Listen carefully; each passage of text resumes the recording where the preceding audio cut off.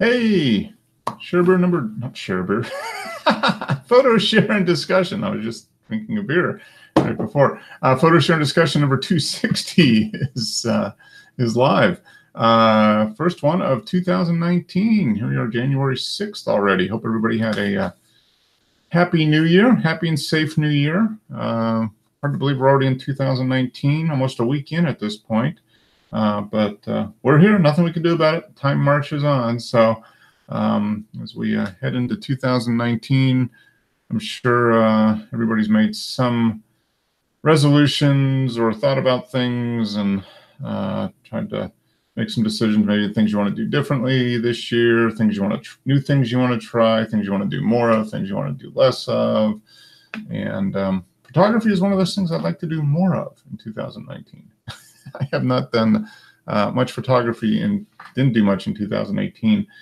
Just kind of work related and everything, which is good, but like to do more actual photography in 2019. I thought I'd have more time in 2018, and just didn't work out between kind of demands of running the business and the weather. It seemed like when I had some free time, the weather didn't cooperate. So I'm hoping the stars will align a little bit more this year, 2019, and can actually get out and use the camera, both the film and the digital. I posted. Let me take a look at this. Actually, give me just a second. I posted the link to this on the Google Plus page for Mark's Photography Spot. I also did the link in Facebook for Dennis and Wes and James. So let me check YouTube here, and I'll put the link in there as well. After you hear me double, I'll go ahead and put the link in there as well. Get that in. So if you guys, anybody wants to pop in. If anybody's out there wants to pop in, can join the show by just hopefully clicking on the link that'll be posted in the YouTube side of things, and also I'll post it in the chat over here. Link down here on the Hangout chat. So it will be, there we go. All right, there's a link. Hopefully everybody's got the got the links and can join in. So yeah, so 2019 is here. Have not didn't do near enough photography in 2018. So my objective is to do more in 2019. Hopefully be able to make some time and have the weather and other stuff kind of cooperate. That should allow me to get out a little bit more. That's, yeah, I just didn't do much in 2018. Kind of upset, not upset, disappointed that I didn't get as much time as I wanted to in 2018. But it's a new year, new opportunities, all that fun stuff. So who do we have here? Is this James? Oh, Rui. Hey. What's up? Not much, stranger. Happy New Year. Yeah, Happy New Year. Yeah, I kind of saw your icon. I was like, is that like the stormtrooper coming in from Star Wars or something? Yeah, welcome. You've been you've been quite the active person here this last year or so, getting out there and riding almost every day, it seems like, which is great. Yeah, almost every day. That's fantastic. That's fantastic. And you're in a great area. I mean, you the trails and everything you have there are just yeah, very close to home. Yeah, that's well, that's great. That's take advantage of that when you have the chance, and you definitely are. So that's a good thing. So so 2019 starting off good for you here so far? A weekend almost? Yeah, so far. So far so good. Yeah. Yeah, good. Yeah, me too so far. Yeah, 5-6 days in, can't complain. Have you have you done any photography? Really? I mean, I've seen you post. Most of the stuff you posted has been, riding related, videos and that type of stuff. Have you done any photography kind of outside of that at all? No, not at all. Just a random Instagram photo. Yeah, yeah, yeah. Okay. Yeah, I've kind of traded an expensive hobby for another one. yeah, yeah, yeah. Bikes are just as expensive as DSLR Just bikes. as expensive, So now, have you you upgraded your bike last year, right? Did you? Beginning of the last year. Okay, all right. So you haven't got anything. You haven't purchased any additional bikes since then? No. No. Okay. Yeah. I'm currently upgrading my skills, and then I'll upgrade the bike. Okay. All right. Yeah. Yeah. Yeah. You don't want to. There's so many great bikes out there. I mean, it's just like anything. I mean, like any hobby. I mean, photography. Obviously, there's fantastic cameras, and if you don't have the ability or the to really make use of it, why do it? And bikes are the same way. I mean, you can spend tens of thousands easy to spend $10,000 on either a mountain or a road bike these days. And but I would think in mountain biking, the difference is what? Is it mainly suspension? Well, it's lightness, I'm sure, and then suspension quality. I mean, is that a big thing that enters into it? Yeah, suspension, the transmissions, the build quality of the frame. Mm-hmm. Just the difference from an aluminum frame to a carbon frame is huge. Yeah, yeah. So your bike now is aluminum frame? Yeah, still. Okay. Yeah. Well, I noticed when I did that in the road bike, when I went from aluminum to carbon, it was about 2 pounds, almost 2 pounds lighter on the road bike frame, and it was stiffer, and yet it was more compliant. I mean, that was one of the things I really noticed, and that was the biggest advantage I got from it was it was lighter, but just a more comfortable, better control, but a more comfortable ride as well. Yeah, yeah. That makes a huge difference.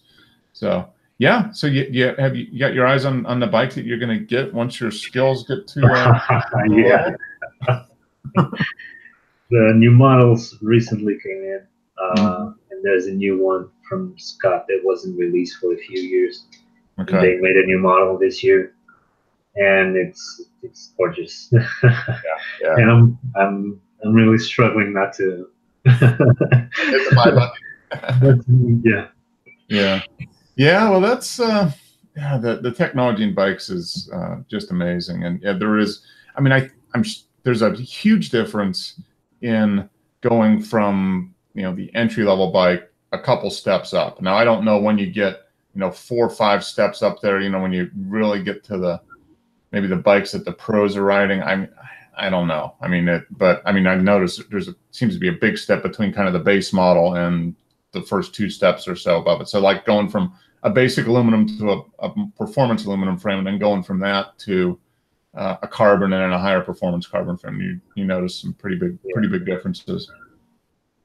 Also, the big difference also is how much you can custom and tweak every little thing you can imagine, like assisted brakes to the transmission and the position of things, the progression of the suspension, all that stuff. Okay. You don't get on the entry level model. Yeah. Okay. No, that makes sense. Yeah, that's the flexibility and adjustability, so you can tune it for different conditions, different weather, different trails. Yeah. Short ride, long ride, hilly ride, flat ride, that type of thing. Yeah. I would think that would be adjustability on a mountain bike is probably I would think it'd be much more important than on a road bike. I mean, a road bike, you're pretty much riding on paved roads, so the most important thing is to get a good fit, get a good saddle, good cleats, and that type of thing. And once you're kind of dialed in there, you're done. But with a mountain bike, you can adjust the suspension, the seating position depending on the terrain. I mean, there's a lot more variability in it. So yeah, good. Hey, Dennis. How you doing, Mark? Good. Happy New Year. And to you. And I see Ruby's on. So hi, Dennis. Still riding that bike, are you? Yep. Every day, it sounds like. Yeah. Well, this is we've had blasts from the past here. Last week, Simi was on. It's the first time he's been on the show in a while, and Rui shows up here after not being on for a while. So this is fantastic. Yeah, it's good times. So Rui is. Have you been watching some of his stuff, Dennis? He does a lot of posts a lot of stuff on Instagram. I think is that your main platform? Seems like Instagram. Yeah, lately it has been. Mm-hmm. Yeah, because it's closer to the people I follow and friends that I go ride with. Mm-hmm. Okay, yeah, it's just I easier. post something on Facebook as well, but Yeah. Okay. Yeah. So I've been kind of following you, and you post some great videos. What was that one you did a few months ago? It was you were trying to was it a jump or a log jump or something? It was like try 1, try 2, try 3.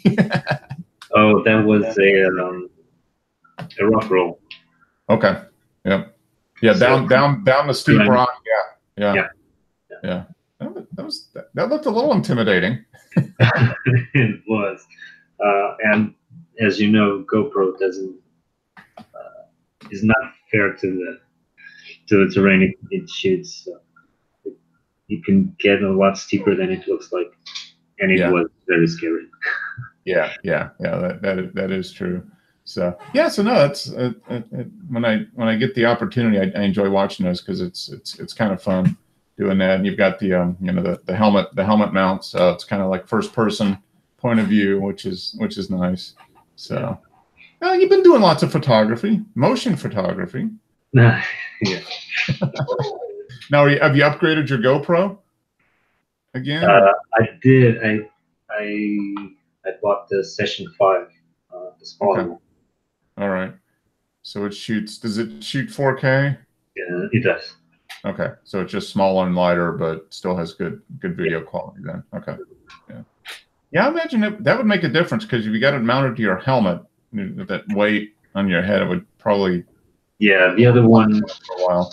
Yeah, the other one was a beast compared to this. Mm-hmm. Yeah. That's weight's an important thing. Probably. Yeah. Joe's just taking that mountain biking too on here, right? The resolutions, Joe? Yeah, I'm all in on the mountain bike. He's all in. Thing. Joe's just taking that mountain biking too on here, right? The resolutions, Joe? Yeah, I'm all in on the mountain bike. Got your YouTube open, Joe? Joe's just taking that mountain bike from the too on here, right? Oh, good to know. Yeah, I'm all in. Yeah, you really? Got your YouTube open, Joe? Oh, Joe's just taking that mountain bike from the too on here, right? Oh, good to know. Yeah, I'm all in. Yeah, you really? Got your YouTube open, Joe? Oh, Joe's just taking that mountain bike from the too on here, right? We're getting I'm getting a lot of feedback here. There, I think it's Joe. Joe is in the infinite loop. Yeah, I muted Joe and it went away. So yeah, it's definitely Joe. Yeah, Joe is adding chaos to the show. Let's see if we can unmute him and see if he. Come on, Joe. You there, Joe? Can you hear us now? Let's see. Let's see if we can unmute him and see if he. There you are. You're good now. Come on, Joe. You there, Joe? Can you hear us now? I don't think it's me.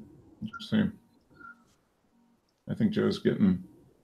How am I now? Am I okay now? You're good now. Yeah. Okay. We were getting like 3 or 4 versions of it. One is enough.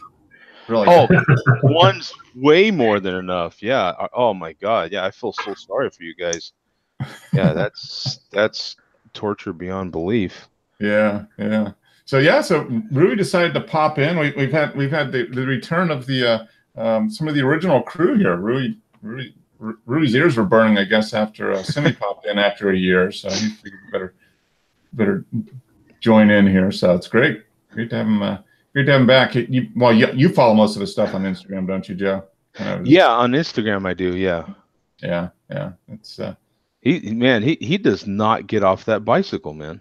I think he's probably on it right now. He just doesn't. Yeah, he's just live streaming from the bicycle. Yeah. That's awesome, though, brother. I really do admire that you can get on there and cycle as much as you do, because that's pretty intense. So what was your total distance traveled last year, Rui? How many kilometers?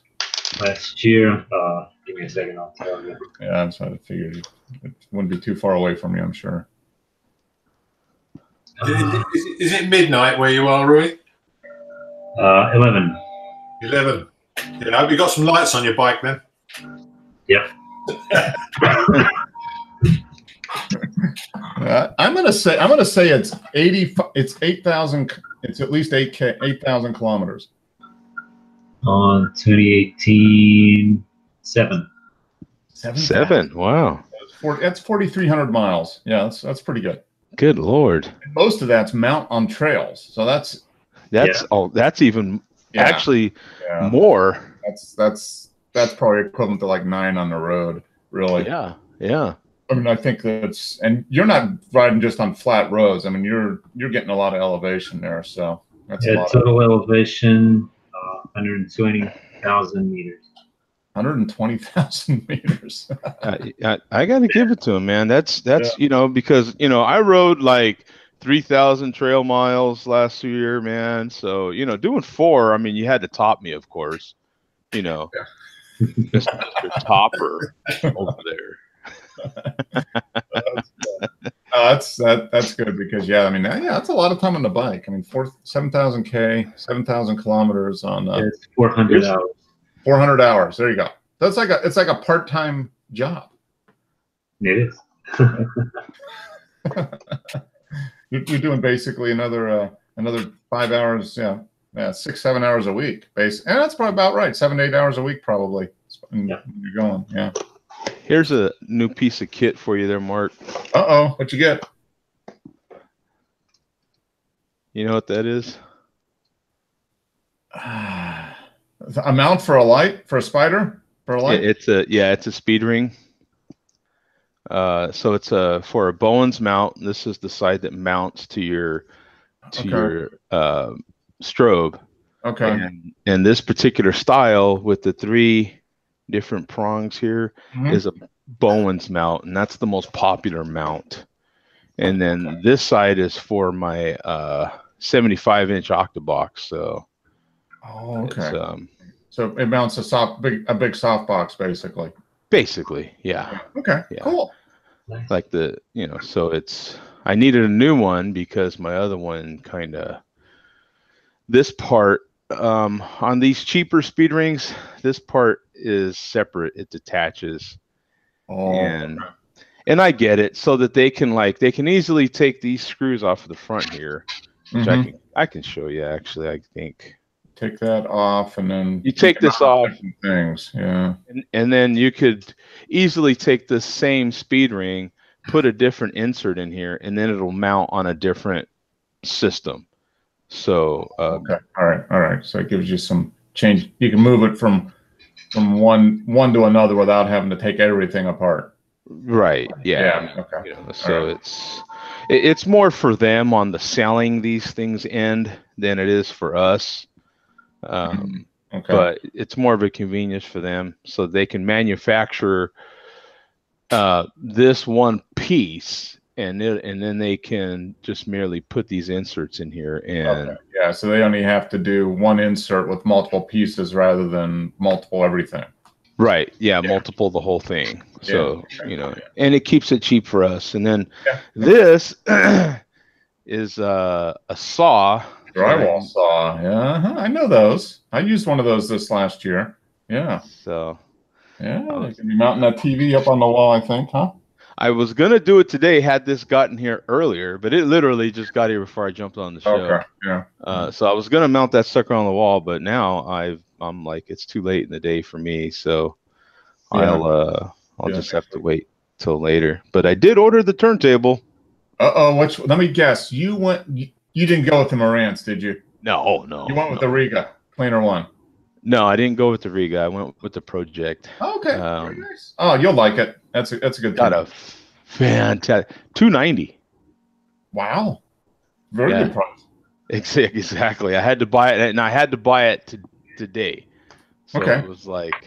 Did you buy it from them directly or through Amazon, or where'd you get it from? I went on their website, I got a lesser turntable. So I got that limited edition Rolling Stones turntable, which still seems nice. But for $290 out the door, like, how do you beat that, man? I was gonna get a similar one that you had and just get the upgraded what do you call it, the platter? Yeah, with the acrylic platter. Yeah, I was gonna get that one, which is that next level up or something. What do they call it? And I was really leaning heavily, but I saw that and I kind of like that Rolling Stones limited edition one. Yep, the little flag. With the big tongue on it. It has the big tongue. Okay. All right. It's black, and then it says the Rolling Stones on one side, and then it has the big tongue on the other side. And I kind of dug that. And then they were having this like discount offer on it, so I was like, you know what, $290 out the door. Screw it. Yeah. That's a great price. Yeah. So is it the debut? Is it the Project debut? It's a lesser than the Carbon, though, the Davies Carbon. Okay. It's like that one step down. Okay. All right. But what cartridge does it come with? Does it come with it's the something 10, the OM10 Portaphone. Yeah, I think so. Yeah. Probably. There you go, Wes. We got another one. We got another one, Hook. all I gotta say is watch out. It's really addicting. Yeah. I've been watching Wes's videos, man. Wes is an influence on me right now, man. Wes has quite a collection of videos. I've been watching. I've been trying to keep up with you, Wes, as you post Vinyl Discovery and all that type of stuff. So that's good. Yeah. Cool. Yeah. So Happy New Year to you, Wes. You have a good Christmas. Happy New Year. Thanks. Yeah, Happy New Year to you. Yeah, it was pretty nice. That's actually Christmas is not over for us yet. We have to go to the in-laws next weekend. Oh, okay. All right. Yep. All right. Well, Wes, it's good to see you're turning into an analog. I've always been an analog. Yeah. Yep. He's going. Yeah. Well, it's analog is the original. We're just OGs. We're original guys. Yep. Everything else is just an emulation. That's right. Right. Mark, have you heard anything from my cousin? I did send him a message to say. I haven't, but I did. I sent him. I found his Facebook profile and I messaged him. I did Facebook Messenger too. So I haven't heard anything. I haven't seen anything in the YouTube side of things. I did send him a Facebook message. I'll go ahead and friend him too, as well. And he's got quite a cat though in his profile picture. You look at that. You got the lion. He's got a lion cub. It looks like he's posing next to a lion cub in Africa, I guess. Yeah, looks good. I could tell the resemblance. You guys are similar looking. Yeah, actually, we went to the same school. Okay, all right. He was a few years behind me. He's a bit younger than me. Okay, all right. Yeah, well, he's in Charlotte. Okay, yeah, that's not too far away. That's a nice town actually. Charlotte's a nice part of the country. So yeah, so I sent him a message on Messenger, and then I'll put one on YouTube. And okay. See you, Rui. Took Charlie for the walk. Yeah. Take the dog for a walk. But yeah, so hopefully he can join in. I'm looking forward to having. Sounds like he might. Maybe he's just busy tonight or whatever. But he's into photography. He said he would try and join this week. But, okay, all right. I haven't actually heard anything from him. I sent his sister some pictures. Okay. She's in America as well. And, okay. I did put one up tonight because we've been digging through the archives of the family. Yeah, I know. Some of those photos are over 100 years old. Yeah, I noticed you've been doing some stuff on Facebook. Yeah, kind of family pictures, and it's kind of cool. So where did you find them? Were they? Did you know where they were, or were they a surprise when you found them? No, I was sorting out my mother's stuff after she died. I had boxes of stuff, and I was just going through. But okay, there's actually pictures of James Boone's mother and father, my uncle and aunt. Okay. Obviously, they wouldn't have had those pictures. So Mm-hmm. He asked me to share them with him. Okay, very nice. No, that's neat. Yeah, you see pictures of your parents or relatives. Back. I don't know. Our parents' generation, they weren't real big on talking a lot about what they did when they were younger. I mean, Yeah. So you just kind of have to discover it by pulling information out of them when you get them in conversation and stuff. I mean, I've learned more about some of the stuff my dad did when he was younger in the last 10 years than I knew in the first 40. So. Yeah, my father obviously he had the Second World War interrupt his time, and my grandfather had the First World War. But okay, yeah. But there's some pretty good history in there. Yeah, there is. There really is, and they go back a long way. I mean, the picture of my maternal grandmother I put up. She was born in 1890, or goes back a long way. Yeah.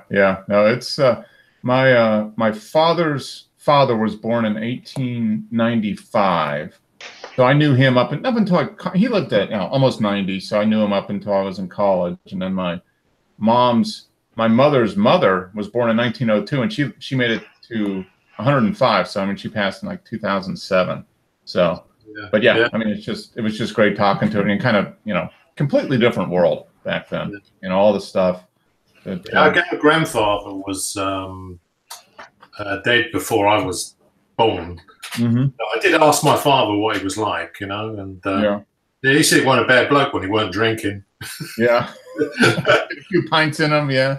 Yeah, but the thing is, he'd been through the First World War, so you don't know what he was up against, Well, yeah, that's the thing. I mean, they didn't have PTSD then. It was just what they call it. Shell shock is what they call it. They used to shoot you. Yeah, but yeah, I mean, I remember that. I mean, as a kid, people running into people that were from Korea, or even World War II as a child, but mainly it was people that were coming back from Vietnam or Korea, that it was he's shell shocked. I mean, that was the term, in which now we call PTSD. Yeah. Well, I've actually got his war medals, which were in amongst all the effects, and it's got his name on the side and his army number and his regiment. Okay. And, I went on to Ancestry.com, the site where you can look at your family history, and I actually got a copy of his call-up papers from the King for the First World War. Oh, his draft papers, huh? Yeah. So who was the king at that time? Was it King James? No, that's going to be who was before George VI. I don't know. George V. It was abdicated. Yeah. Actually, you're going back a long way. Obviously, when he was born, it would have been Queen Victoria on the throne. Yeah. Oh, that's crazy. So what did the letter say? By order of the king, you are... Yeah, it made pretty interesting reading, because in it was his name and address where he lived, and it was a few roads from where I was born. Yeah, and it said that the king will release you from your duties as soon as hostilities cease. Okay. By order of the king. Yeah, that's a great... What were you talking about, Dennis? Who was this? This was my grandfather. Oh wow, awesome! Okay, World War One. Yeah. World War One. And what was interesting was he gave the date of the marriage to my grandmother, and they only had one child, which was James's father. Oh, okay. Yeah. My father wasn't born till 1920. Okay. In 1916. So yeah. And it all tied up, Mark. Okay. Yeah, no, that makes sense. Yeah, he was in the war, came back, and okay. Yeah, no, that's interesting. Yeah, you get that history. You go back and I looked for his medals. I couldn't find his Victoria Cross anywhere. But that's a pretty rare medal. Yeah. Where was he? Where did he serve? What part of Europe was he in? I got no idea. It just said he was in the Queen's Regiment. On his medals, it says the Queen's Regiment, and I don't really know what they did. Okay. They could have been anything, Yeah. It couldn't have been very pleasant in 1914. Trench warfare, probably. Yeah. Not good. Not good stuff. Yeah. No, it's interesting. Yeah. When you read that 20 or 30,000 of them died on the first day, you know. Yeah. When you think about it, he's actually just really lucky to have survived it. Really. Yeah. Oh, that's cool. No, you've been posting some neat images. So that's always fun. Yeah, because I was going to ask Joe if he has a look at this picture later of my maternal grandmother, would you be able to produce a picture like that today? I didn't see it yet. No, Mark will probably put it up later. It's on Flickr. Yeah. Oh, it's on the Flickr. Okay. Yeah, I hadn't opened it up yet. Oh, you could do that. It's just a filter in Lightroom. Yeah. Sepia tone and the old picture filter. So picture filter on it. Yeah. Everything. Yeah, and it's pretty much labeled that way too. It's like the old picture filter. Yeah. This is okay. A picture that makes it look like your grandmother. So is this the one here? It says 1916 photos. Yeah, that was written on the back of the picture, so I'll assume that it was taken in 1916. Yeah. No, that's cool. Let's go. Let's talk about that one. That's kind of interesting. Yeah. So this is this one here. Yeah. So this is your grandmother. Yeah. This is my maternal grandmother. So she would. How old was she in this picture? 18, 19? Yes, this was before my mother was born. So she was born in 1920. So okay, yeah. Wow, that is cool, man. Yeah, it is. That's what kind of material was this? How Joe, if I could have found the negatives, could have done such a lot more. This is just the scan, clean up from the actual photograph. Oh. Was it on paper photo or metal or what? Photo print? It was a photo print then. It's just a black and white photo, a silver guillotine photograph. Okay. Yeah, no, that's cool. Yeah, I've got some old ones like this of my my grandparents from back in the day. I mean, they're kind of in the same age range. They were born late 1890s to right around the turn of the century. So you see all the old pictures. This gives the same image as like collodion, like it was a whole plate. Mm-hmm. So this was probably taken on what, like it's probably a large format. Yeah, probably was. More than likely. 5 or something. Yeah, more than likely. Yeah. A portrait studio type thing. Yeah, that's cool. Yeah, it's neat. And they're always blurry because you had to stay so perfectly still. Yeah. I mean, this was probably like a 10-second exposure. Something like that. Yeah, Joe, I watched them on a program where they were emulating taking pictures with large format, and the chair had a headrest, so that you could lean against the headrest and not move when they took a photograph. I bet. Yeah. That's I mean, it wasn't even with a bright, quote unquote, a bright studio where they had lights or whatever. It was a multiple second exposure. It's just the amount of light that you would have had to have. They wouldn't have been able to generate that much light. Yeah. They would have used all the electricity for the whole city of London to generate enough light to. Can you imagine what the ISO was of the film? It was probably like a 25, maybe 15 or 20. It was probably like you using the Harman positive paper about ISO 2. Really? Yeah. Probably 10 to 25. I mean, that's probably the range it was in. Yeah. You could pretty easily guess, but I mean, it's like, and then the conditions, and it's just remarkable, man. It really is. It's kind of neat to. Even though it's not pin sharp with the color of her eyes, it's still good. You can see why they had them done.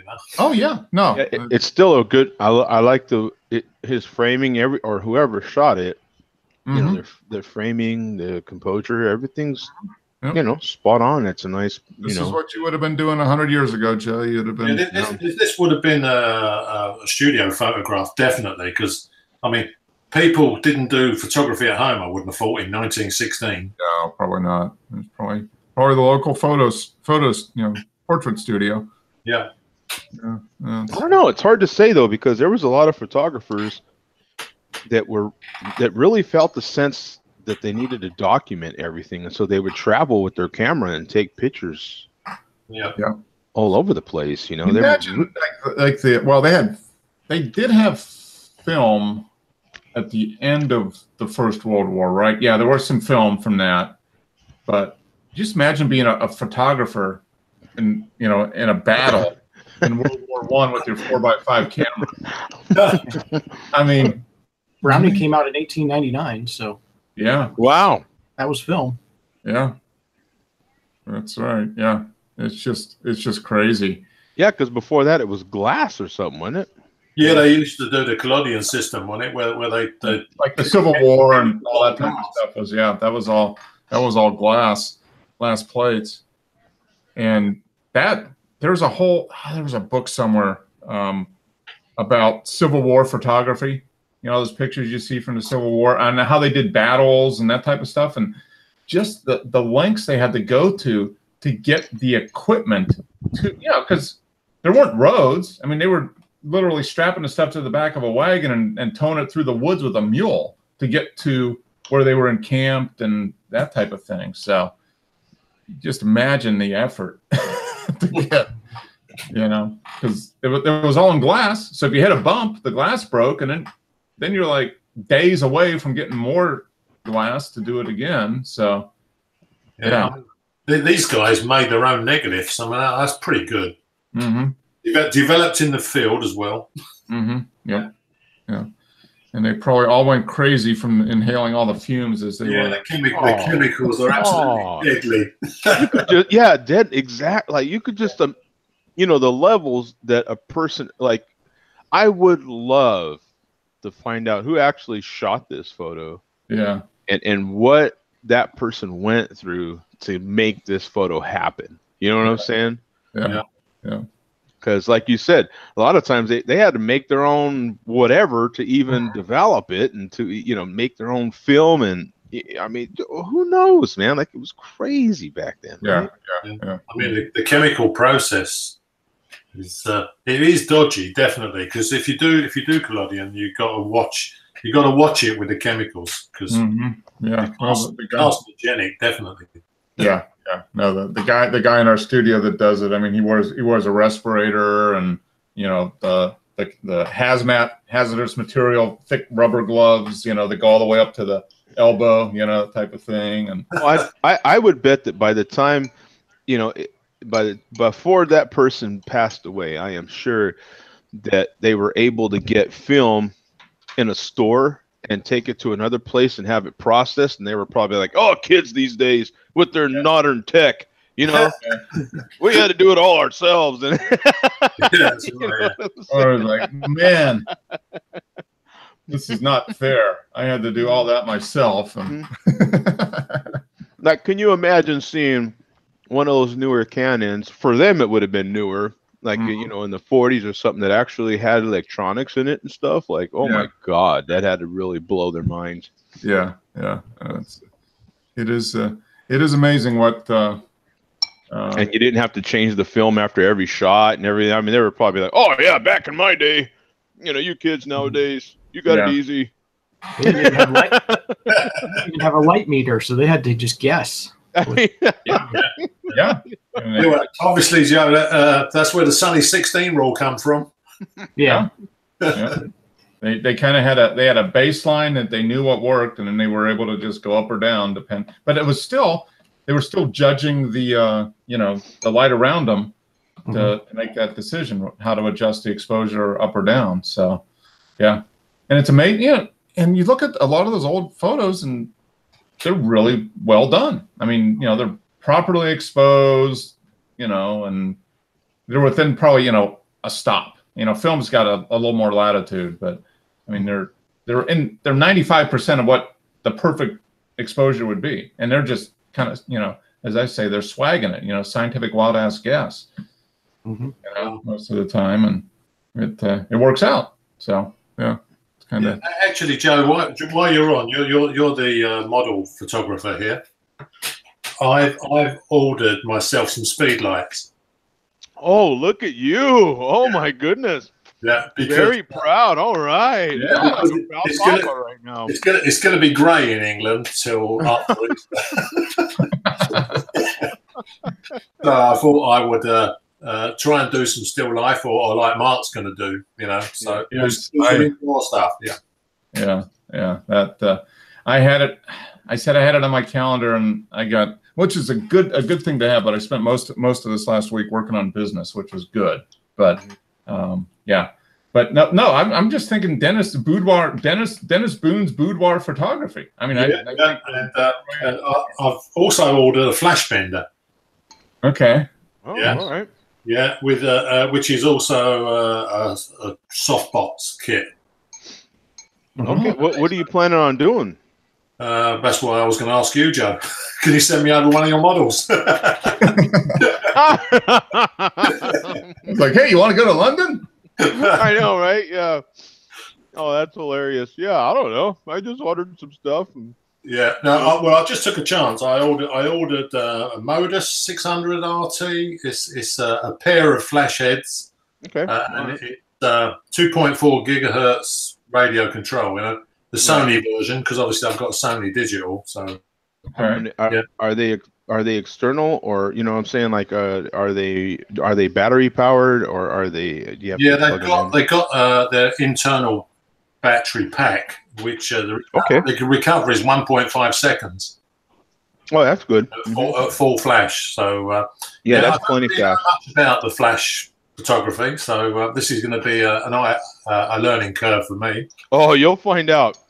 It's like the vinyl that we're talking about now. It is a whole nother animal, Dennis. Like you're gonna feel like you don't know anything about photography, because you're adding a whole nother level to it now. Yeah. You know? And it's kind of why I advise people, get to know your gear, get to know it, and then get into lighting, because it's another beast, another animal. It is. It's fun. Don't get me wrong, but yeah. Yeah, well, they're TTL these, so it'd be okay on the Sony. Yeah. Do it for me. Yeah. But, Go automatic, you know. Yeah, when it comes to manual operation, that's going to be the skillful bit. Well, are you going to try to use that with the 4x5? Yeah, I've got to. Yeah. Okay. All right. Yeah. Good. This will be interesting. I'll be watching this. Yeah, I was thinking of like using one of them, both the heads off camera. I was going to put softbox on one, and the other one behind the person or object I'm going to take the picture of. You know, to get backlighting. So it's just going to be practice, really. Yeah. Oh, yeah. Well, it's going to have to be. Yeah. Yeah. Yeah. Just, you know, of course, don't expect masterpieces, but yeah, you're just kind of playing around with it. You know what I'm saying? And how big a softbox did you get? It's one what fits on the Speedlight head. So it's not that big. I think it's about 12 by 12 inches. Okay. Yeah, it can also turn into a snoot, you know, sort of. It bends. It bends, you know. So, okay. Huh. This is interesting. So, did you get any stands or anything? not yet. No. Okay. They're supposed to be arriving tomorrow, so we'll have a play. Okay. Yeah. So you're going to be full. You're going to be mounted on the camera, and so you. I was thinking, put the trigger on the camera and use them off. Okay. Okay. Yeah. You're going to get red eye in it if you use them on the camera. Yeah. Well, not necessarily, but you won't. You know, your artistic expression won't be as high. Yes. You know what I'm saying? Yeah. I mean, it's kind of the reason we go to a speed light in the first place is to get. You're trying to get it's the reason why red eye even happens, right? Mm-hmm. Like you're getting your angle from your lens to your light is just too close together. So you're trying to get some separation there. And you can typically get enough with your typical modern speed light. And there's so many different ways to flash that light at a person so that you can avoid that. But it's all about just changing around. I don't even think about red eye, to tell you the truth. But yeah, I don't typically shoot on camera either. But once you learn how to do it, man, you can put that light wherever you want. Even on camera. Sometimes you're in a pressure situation, super last minute, and you only have a matter of seconds to shoot somebody, and that's your light's already on your camera, so you're like, okay, let's do this. You know what I'm saying? And it appears it's a lot more sophisticated these days, because I didn't realize you can turn the flash intensity down and change the color. Mm-hmm. Change the color of the flash. They've moved on a bit since the last flash on. Let me tell you, man, you're not just you opened the door to the pantry, and not only did you look at the can of worms there, you like picked it up and like tapped on the top and really like rustled those worms all up, and then you're like, you know what, screw it, I'm just gonna open it, and it's like, those worms are just like busting out of there, man. Good luck. Yeah. If you see me next week, Joe, and I'm just drying my eyes with an Anki, it didn't work out. No, just have fun with it. It is. I enjoy working with light. And as much as it's going to help you going into working with light, for sure. It's a lot of fun. It's exactly what I'm saying. Just working with light, it's just a lot of fun. It really is. It's a whole nother level of photography. Once I didn't plan on shooting with light. I wanted to just be a natural light shooter. And then the minute I got that really cold winter in Albuquerque, I was like, I'm going to have to shoot indoors. So I'm going to have to learn light. I had to, the way I thought about it. And I've shot with light ever since, Yeah. Yeah. Have you ever used the thing called a roto light? A what? A roto light? Did he say rotary light? No, it's a roto light. It's ROTO. Oh, Rotel or something like that. Yeah. No, it looks really weird. It's like it fits on your hot shoe, but it's like a mass of LEDs, tricolor LEDs. Oh, is it like a big ring light? Yeah. Okay, yeah. I actually do have some of those. Yeah, I did look at it, but I mean, they were really expensive. They were like $400. Yeah. Yeah. Oh dear God. Yeah. If you think that's expensive, good luck. Yeah, that's. Yeah. When it comes, this is. You know how it is, Dennis. The photography, there's hardly anything you can do in it that's cheap. Yeah. Everything's got zeros on it. Yeah. They put a stupid number in front of zeros and just keep adding zeros to the end of it. You know what I'm saying? They're like, that's not, that number. We could have left it at 2 zeros, but we better add another zero to really center that number well. You sound like one of my clients. They used to say that I had more zeros on my invoices than Attack Pearl Harbor. Yeah, it's but yeah, no, I've played with many. I'm the type of shooter now that I like to paint the eyes with different shapes of light. Me personally, I'm bored with ring light, so I like to paint in the iris with different light. You know what I'm saying? So I kind of try to mix it up. Do you ever use any of the gels? I haven't, and I really want to. I have some gels, but I've not played around with them as much as I would like.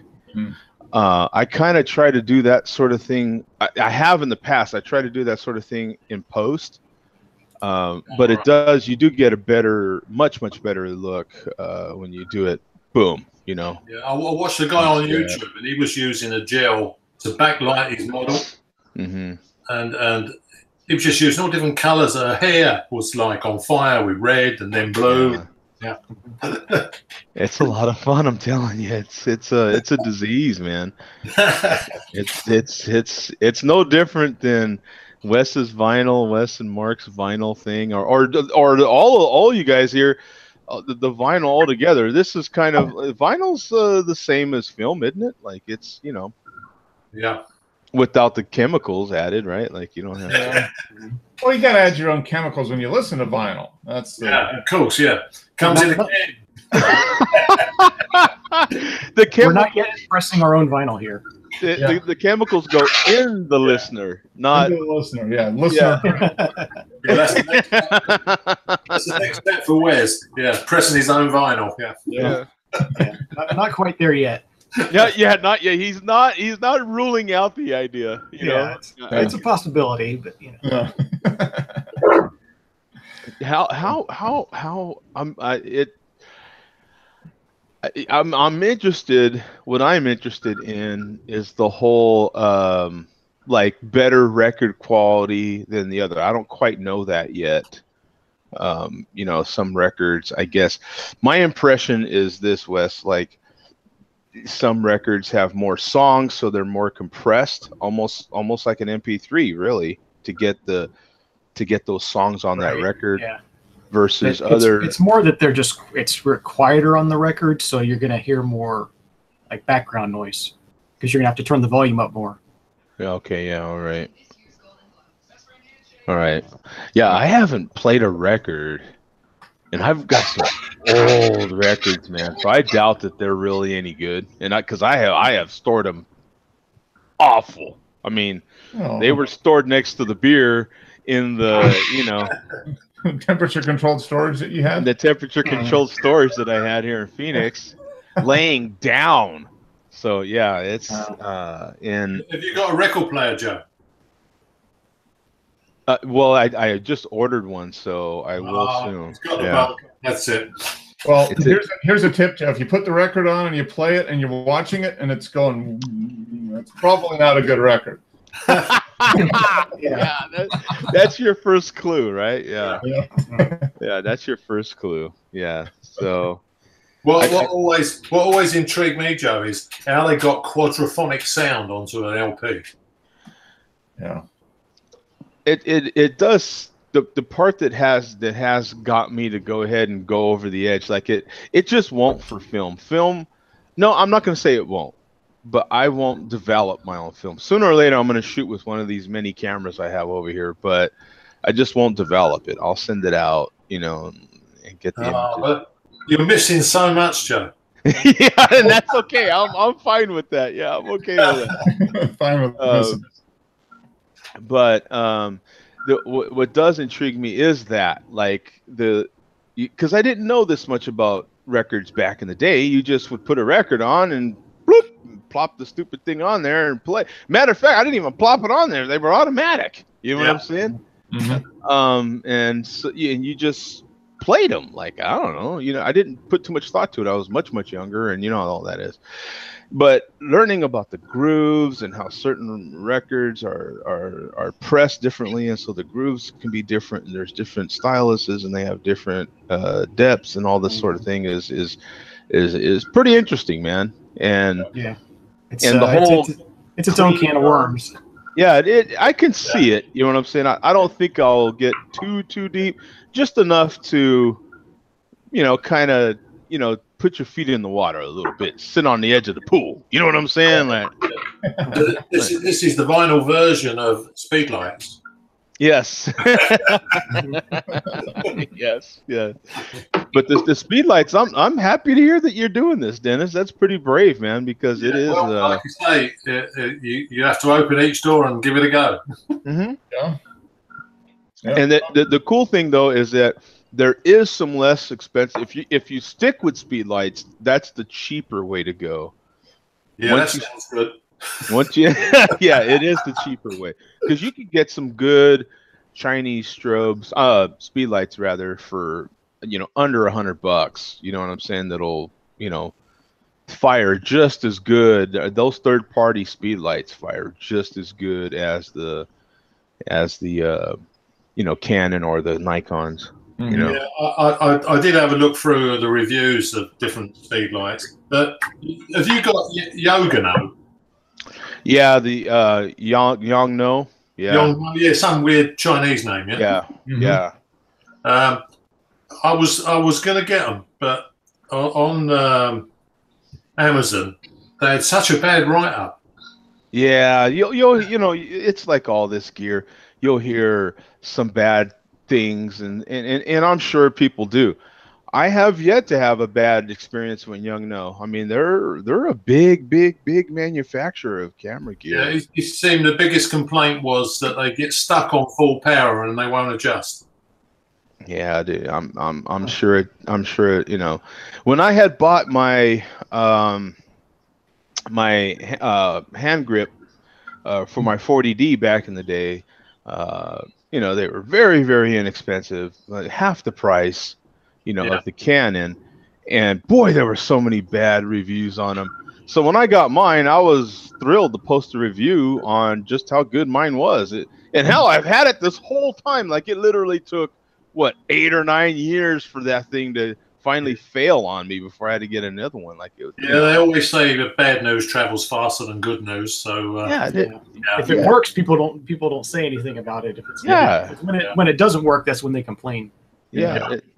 Wes knows how it is. I mean, because you just, you know, it's inexpensive. And what cracks me up, this is the funny part to me, because they're like, oh, cheap Chinese stuff, and I'm like, why are you putting down Chinese stuff? You're buying Japanese stuff. What's the difference? Yeah. Like, you know what I'm saying? I mean, you know, most of our gear is Japanese, so what? Who cares? Like, at that, you know what I'm saying?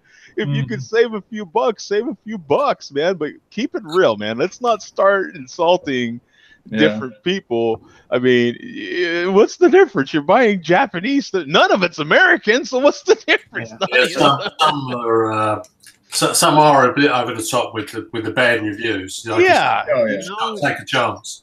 Because the Chinese make some.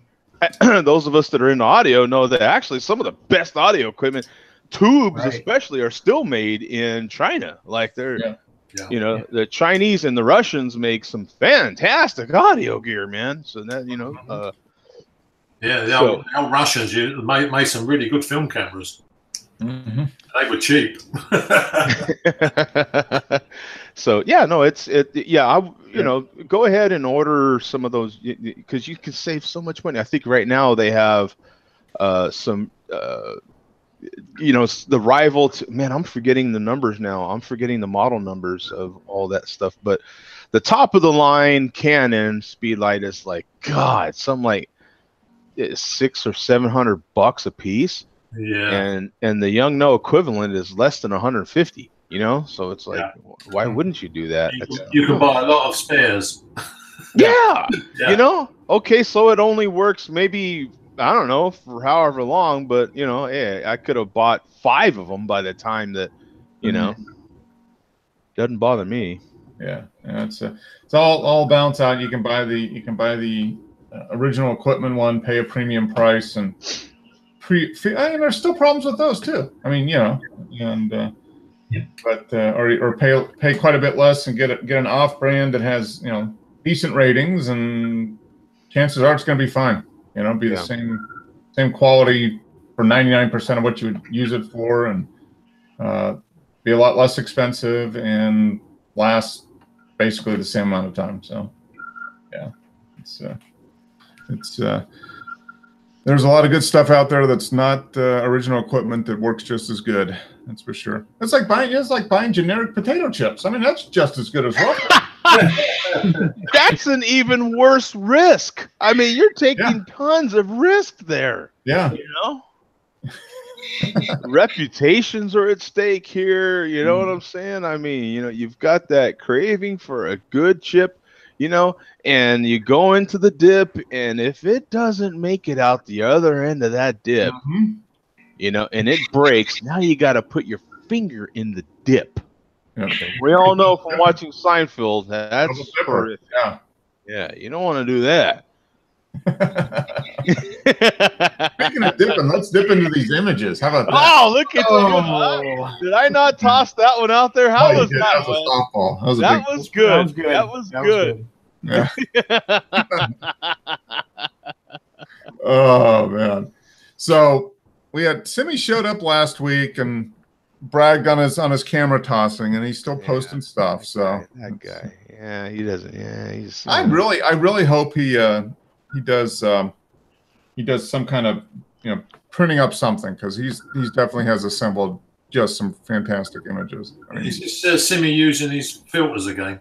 Yeah, this is his turn some of the other stuff into turn it into paintings. Yeah, it's a good effect, isn't it? Yeah, it is. It's a very nice effect. Turn the photo into a watercolor painting or something. Yeah, that's awesome, man. It is. It really is. Is this one? Yeah, he did turn this one. Yeah, that's kind of cool. How he does all that. It's very cool. Yeah. And it works so well. And you know why? Because he's a big foreground guy. Like and it works with the painting thing. Yeah, it does. It does. I think that's it.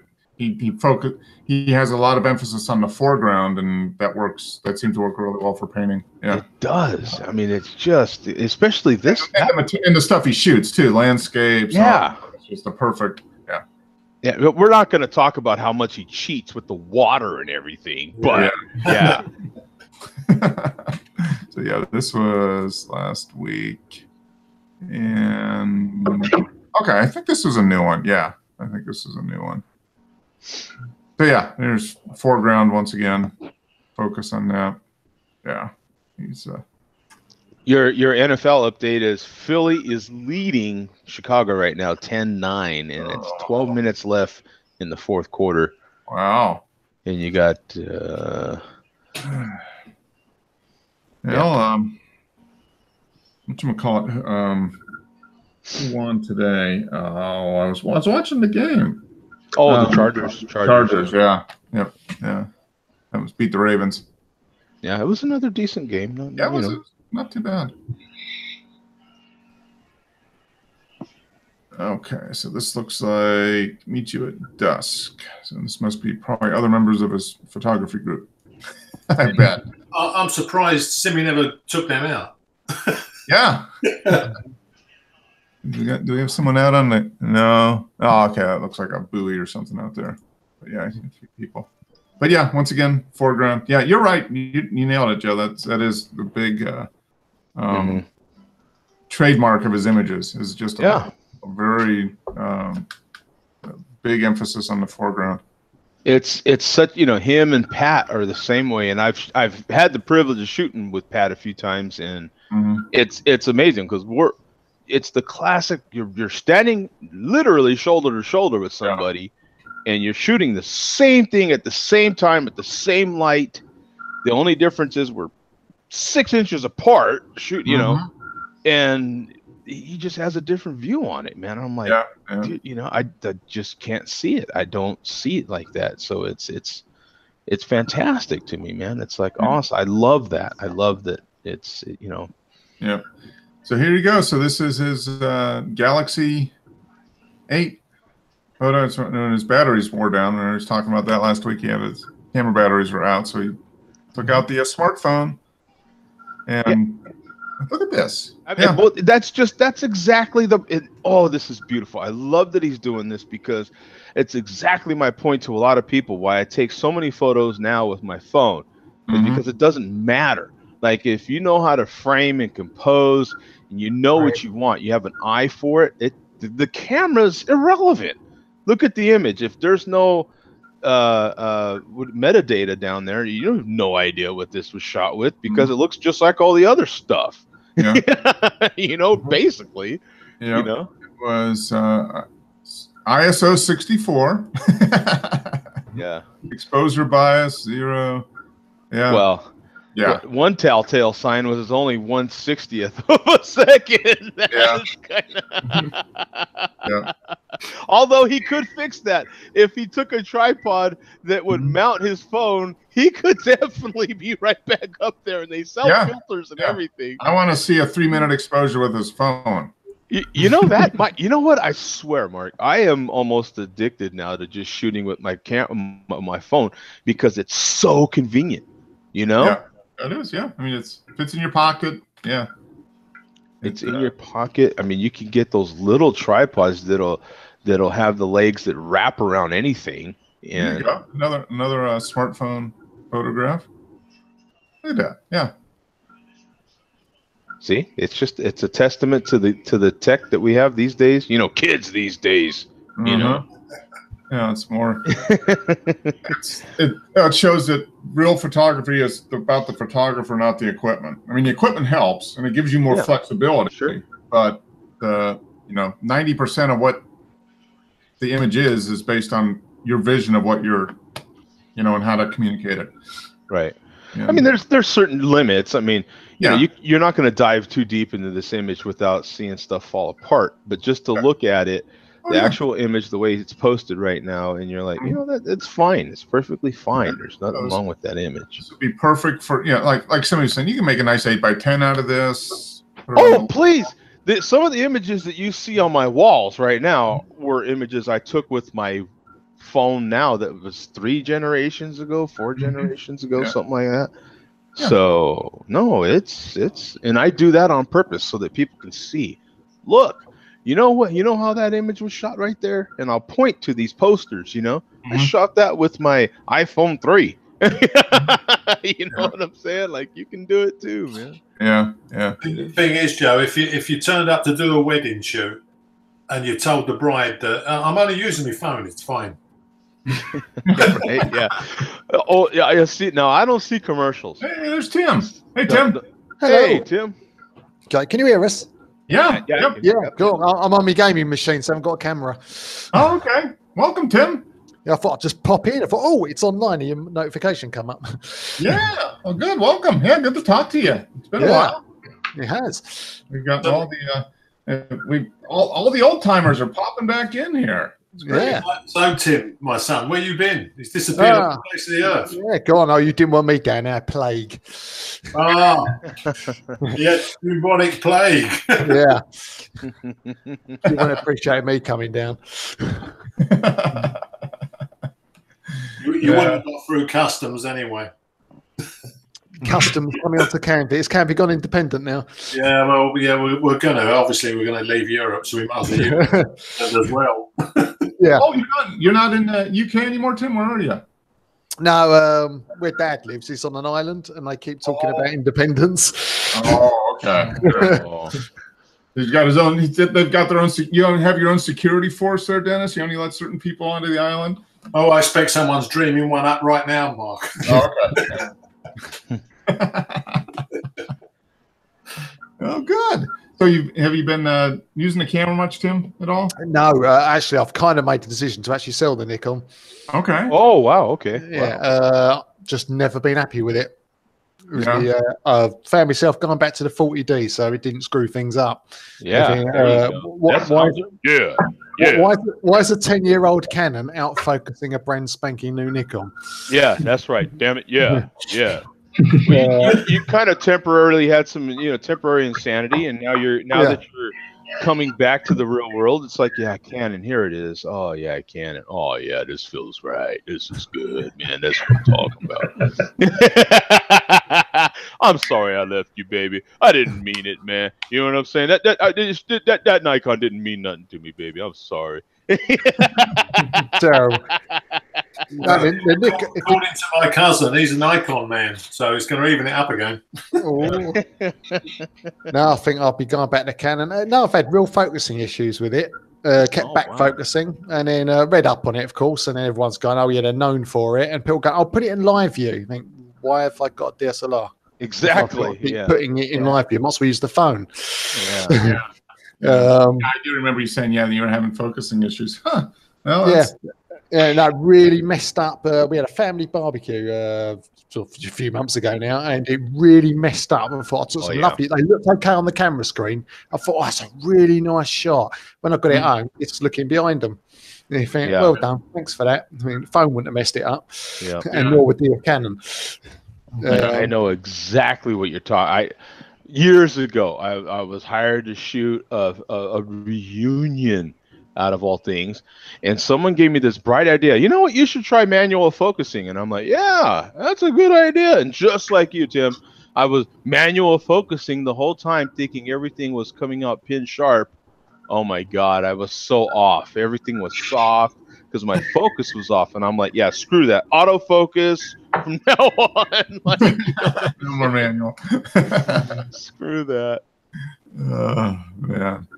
Yeah. It's going back to your roots, Tim. Yeah, well, so I never got rid of the 40D because the 40D is old. As soon as you get it in low light, it shows its age. Yeah. But I never got rid of it. I don't know if something obviously was telling me. don't get rid of the Canon. Three of them. I've still got 3 of them. Yeah. What did you go over to, Joe? The 7D Mark II. Oh, nice. Yeah. Oh man, that camera's like night and day from the 40D. Dear God. Yeah, but it is nice. Yeah. Well, Tim, I think you should go back to the Bronica. Yeah. It doesn't like you're doing sports shooting. I took it to a gym competition. Autofocus is terrible. Yeah. Yeah. Maximum speed of 500 wouldn't have been like It's kind of hard to stop motion with that. Yeah. Yes, that's where you need your high ISOs. Right. Especially when you're indoor. Yeah, it is. No, actually, indoors is And what do you shoot most of the time? It's indoors. Yeah. So a lot of times it is. Yeah. It's hard to beat the low light sensitivity that these modern cameras have. It's insane. These cameras are nuts. Yeah. I mean that is probably the thing they've focusing, and then the low light sensitivity is good. Low light sensitivity. They've always had. Not always, but I mean, they've always be able to shoot, quote unquote, capture images in low light, but there was so much noise. Now they've gotten to the point where that noise is virtually gone now. Well, yeah. Joe, tell you the 40D 800 ISO you could really see it. That was the maximum we went to. Then 1600 ISO was its top, and that was awful. And then it had an extended mode for 3200, which you didn't even dream of using. It was absolutely awful. The Nikon, you could happily shoot in 3200, and it looked absolutely fine, just not quite as good as 100 ISO. It really did do a good job with its high ISOs. Yeah. 6400 was usable, 128 in emergency. You couldn't even then. Canon couldn't even dream of getting into those situations, but I'm sure the modern ones can. Yeah. It's they've all kind of improved it dramatically now. So now you can shoot at 51,000 and still get. That's probably good. The Sonys are good for the low light. Yeah, the Sony's okay, but I don't actually own a lens. What focuses for me? Terrible. Yeah, that's another thing, Dennis, that we're having this conversation now, and it just reminded me. That's another thing. Sometimes speed lights are good for. Sometimes you'll turn off the actual flash, and you'll use the speed light mounted on your camera just for the sensor on it, and because when you get in low light situations, sometimes you don't want the light. You still have a low enough. You can still shoot in there with your ISO, and sometimes your light can be a little too harsh. But the sensor on it it's a better sensor than the one from your camera, and it'll help you shoot in the dark. You'll see the red beams that are aiming all over your subject, but they don't come out in your image. So. Okay, that's a good idea. I didn't really think about that. So actually, the low light sensors and the speed lights are better than the camera a lot of times. Yeah, just because they're bigger. I'm losing all the names of all this stuff now. But the beams that the camera actually uses to autofocus itself and everything. The one on your camera is the size of a, the tip of a pen, the backside, or an eraser on a pencil, what I'm saying? Versus the one on your speed light is, I don't know, like the size of your glasses or something like that. You know what I'm saying? Yeah, not big. How's that going to affect when you're using infrared film?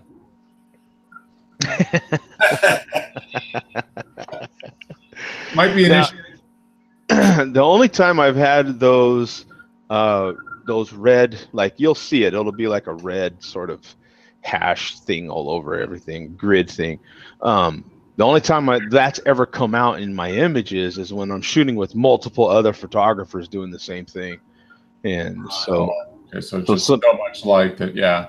Sometimes when they're half pressing, you know what I'm saying, to get their focus and to lock it in, you know, you're capturing at that exact moment. So you picked up their infrared beams in your camera sensor. Yeah. But if it's just you, it's not going to be an issue. Yeah, if it's just you, yeah. Very good.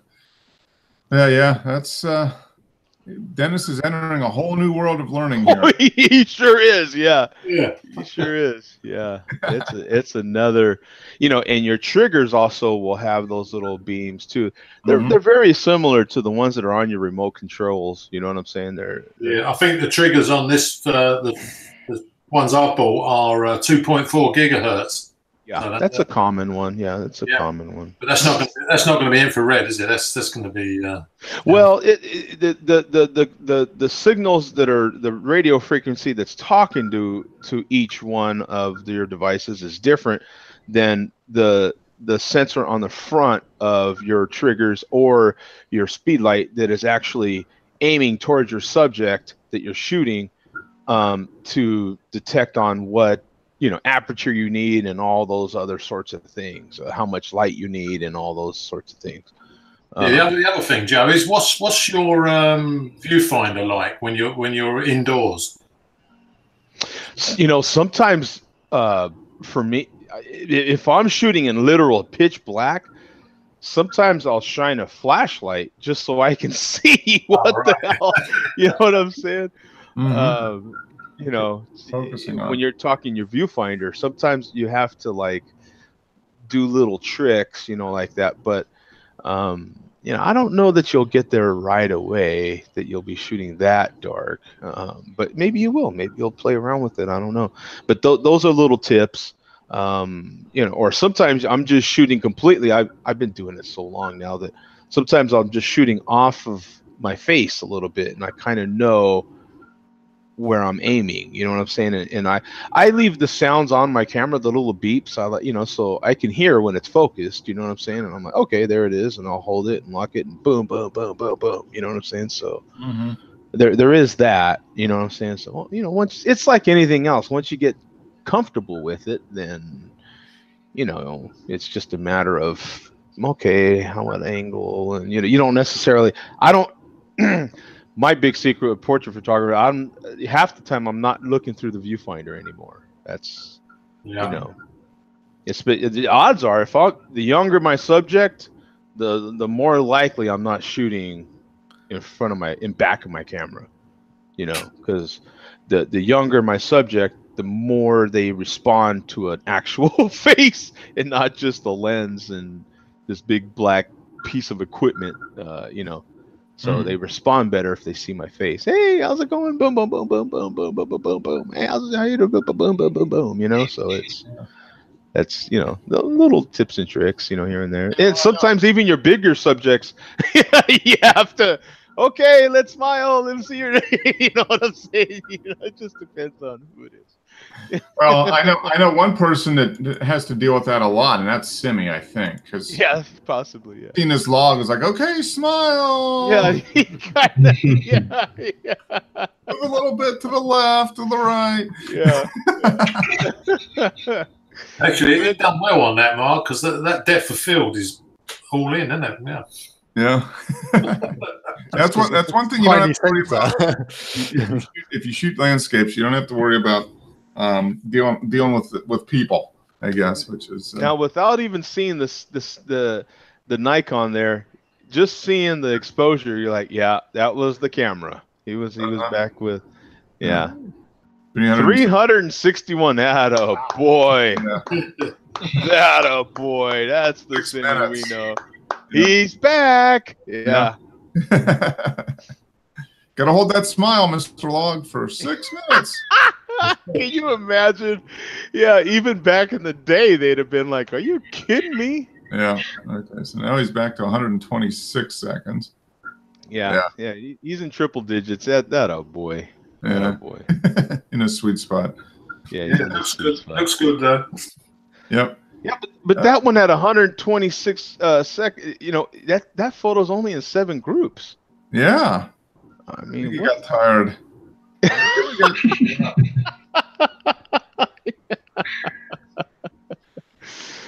Yeah, wow, look at this one. This guy only put his photo in 1 group. What's up with that? The only group that matters, all right? Brigadoon. Yeah. Yeah, Yeah, so low tide. I was up on the seafront there. Obviously, there's a lot of thefts going along here. Everything's chained up. Why'd they even bother chaining that up? Yeah, well, it's on it for sale, one careful owner. Yeah. All the other owners never looked after it at all. Man, yeah. I mean, that's a big gash in the side of it there. Yeah. See, Dennis, this is where, like, 3 speed lights right here, man. So you let this go dark on you just a little bit as the sun's coming down, and you have a speed light towards the front where that, you know, shining right towards the front where that Brigadoon is, and then a lower light in the back there on that back hind corner back wheel, to be and fair, then another light off of the opposite side that we can't see shining back at you like this, or back on the wall to highlight it. And oh my God, this because I love this image, believe it or not, but that's what I'm seeing. That's what I'm looking at. the problem with this, Joe, was it's actually underneath a ramp. Those chains are actually hanging from the edge of the ramp, and they're underneath in the dark. Oh, yeah. Oh, okay. He did fade 65. Yeah.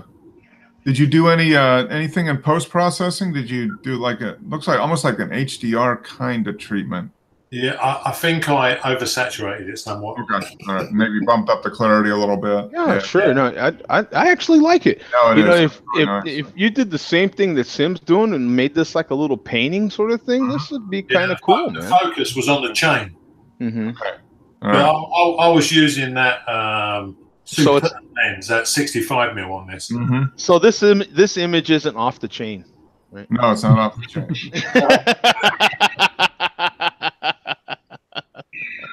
That's a good one. I like it. Yeah, I see that. I was only playing because this was on the last day of 2018. And, okay. All right.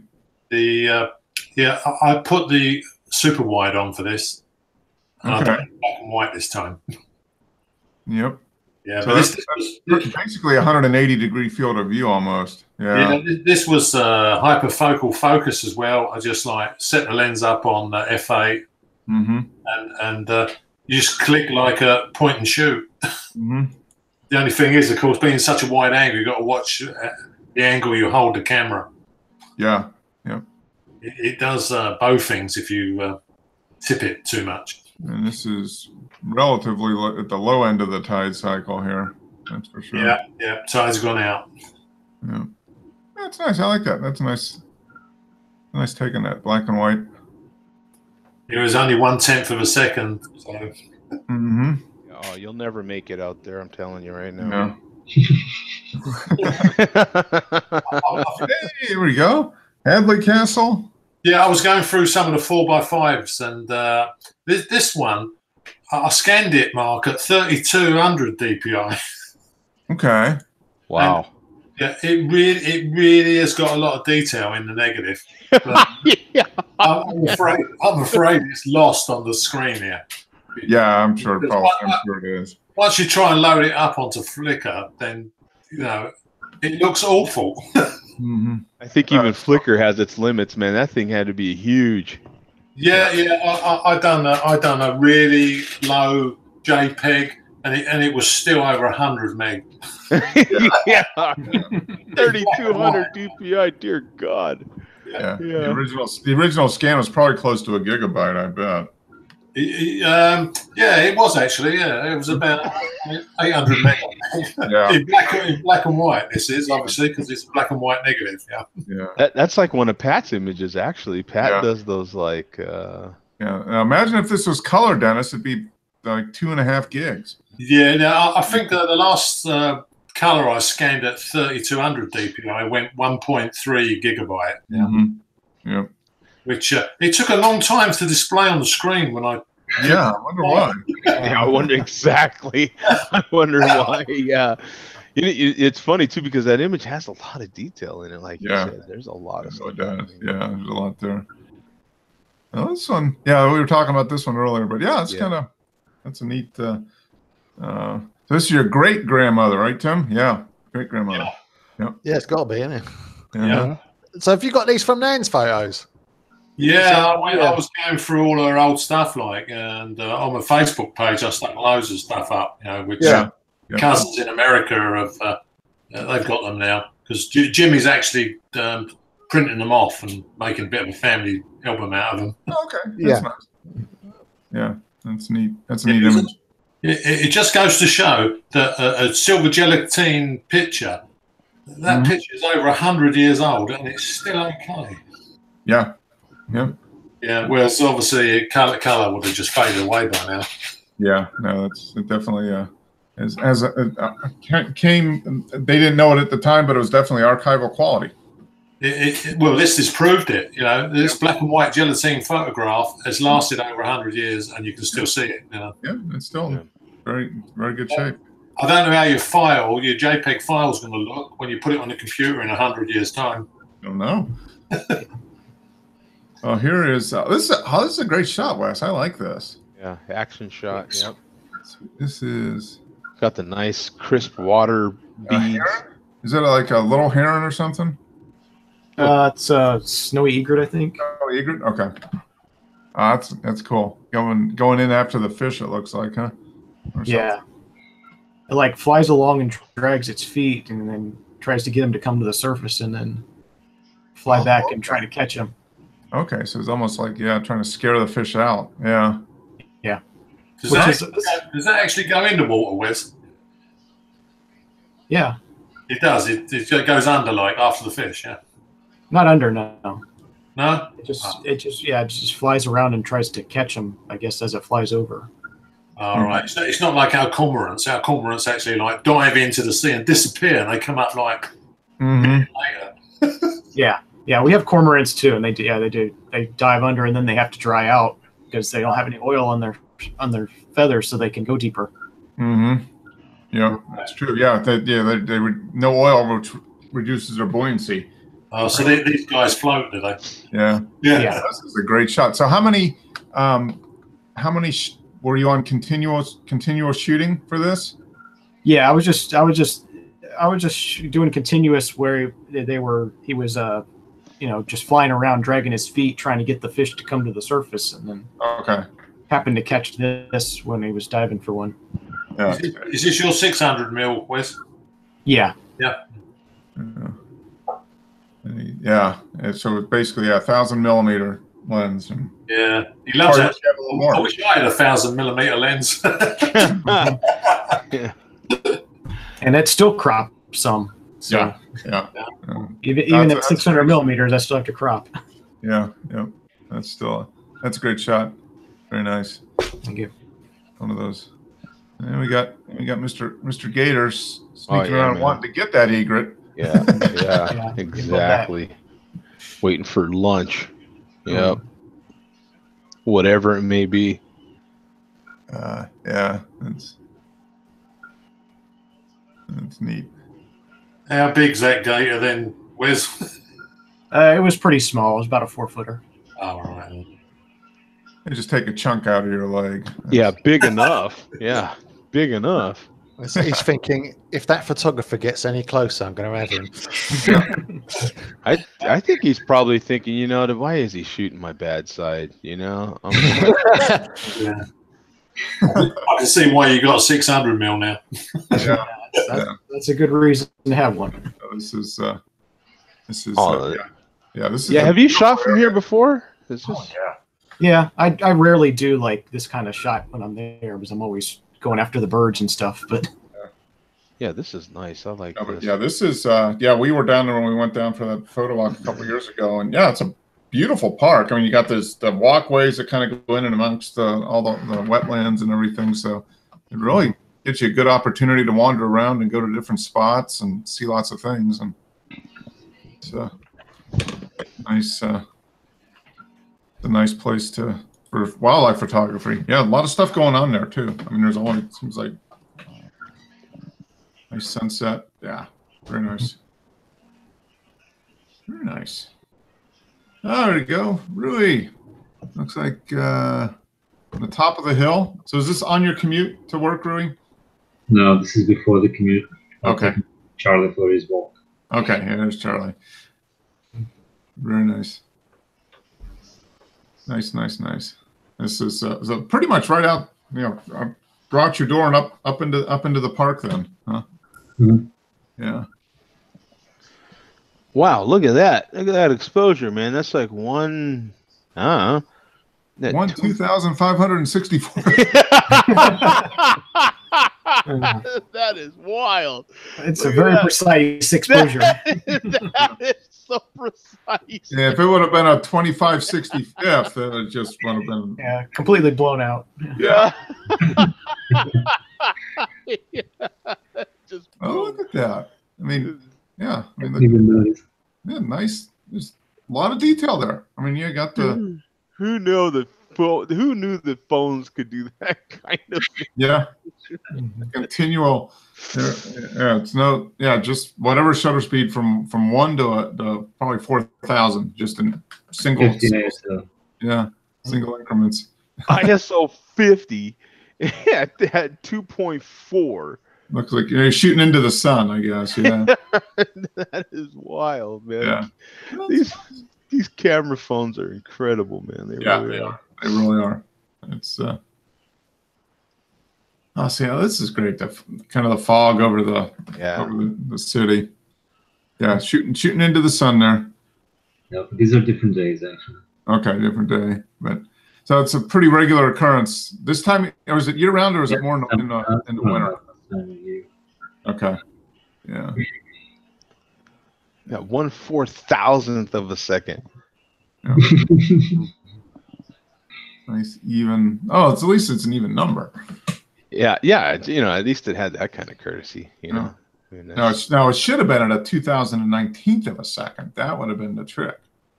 Yeah. Well, if it was that slow, it would have been blown out. Yeah.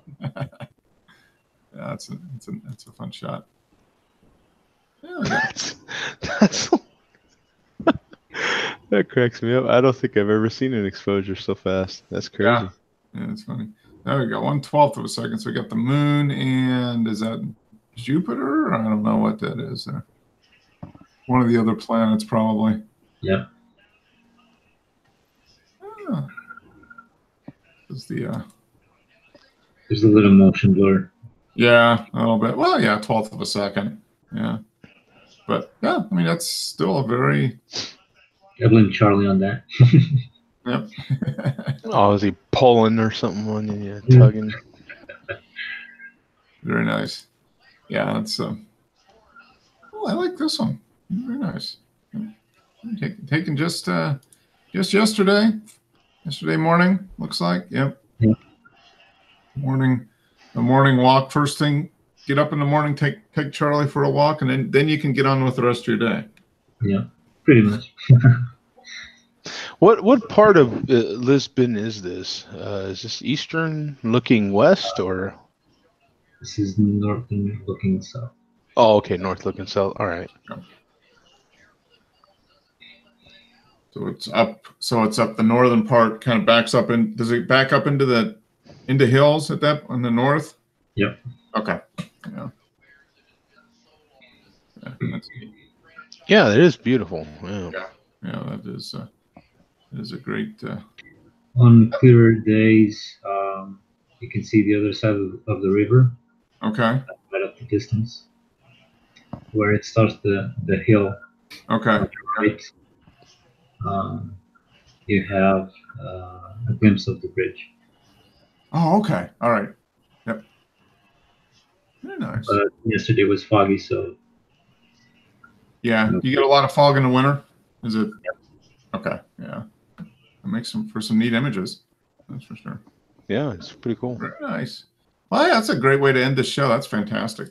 Glad we got Rui in. Hasn't been in for a while. Tim popped in here. This is fantastic. Simi was in last week. So yeah, so it's like show 26 instead of show 260. Yeah. I think I've just thrown one on, Mark. I don't know. Do you need to refresh? Oh, yeah, I will. Yeah. I'll refresh. Yeah. Back to group. Yeah, we'll go back and see what we got here. Maybe, yeah, one more. So there we go. I've just whipped it off my Facebook, so it's not high quality.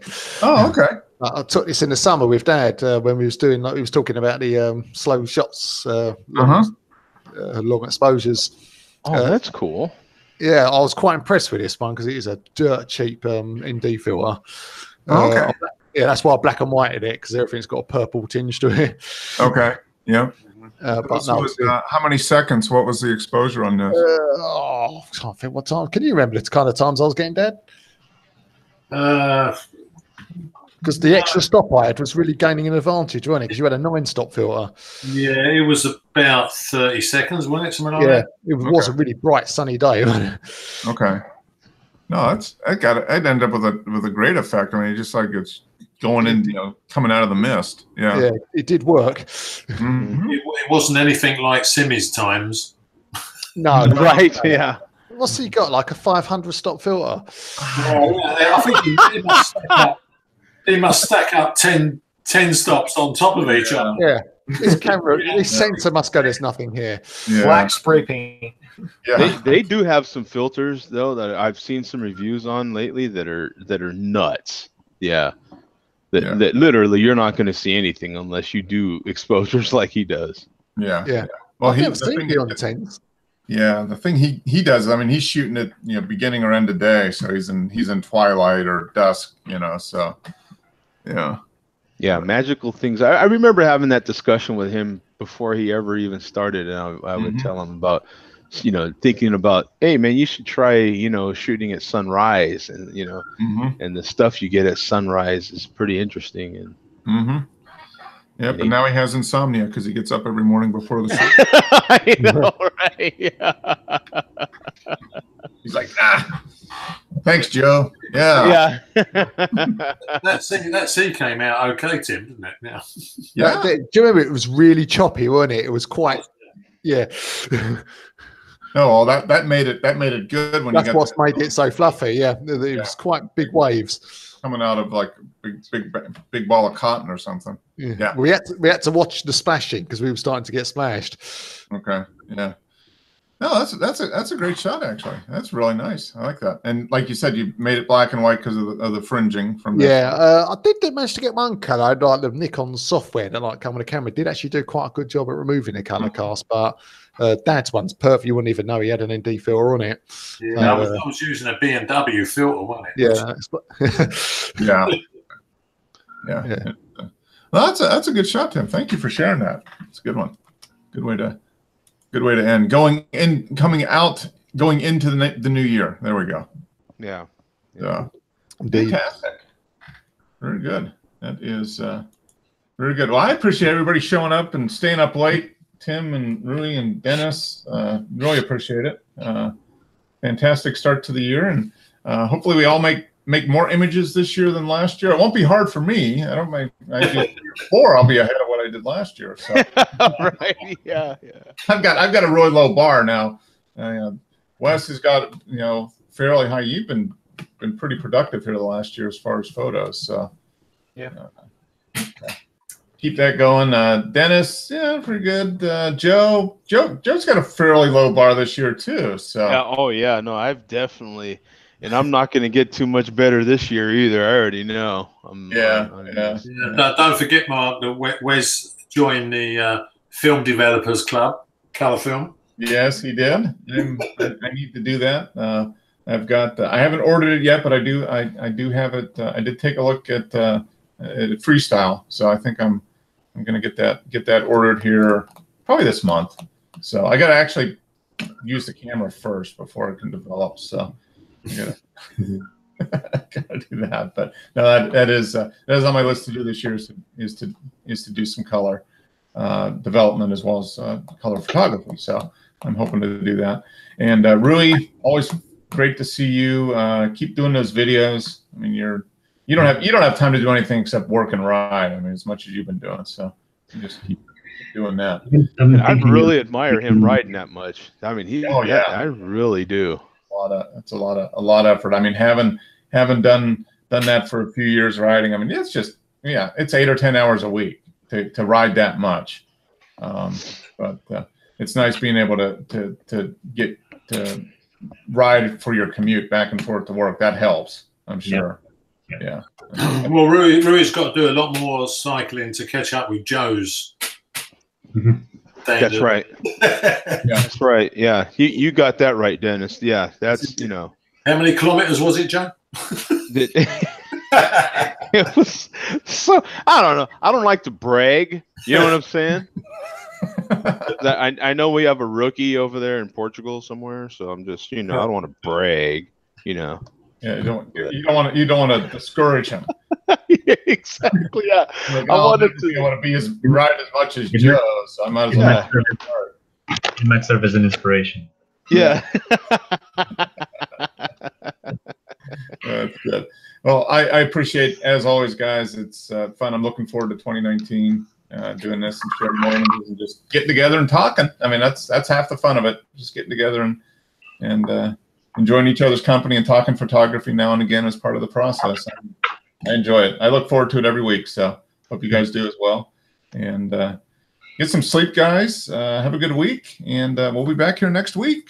Yeah, we will be next week. Come hell or high water. And even with that, we'll still be here. So all right. Take care, Dennis, Joe, Rui, Tim. See you guys. As always, have a good night, guys. All right. Bye.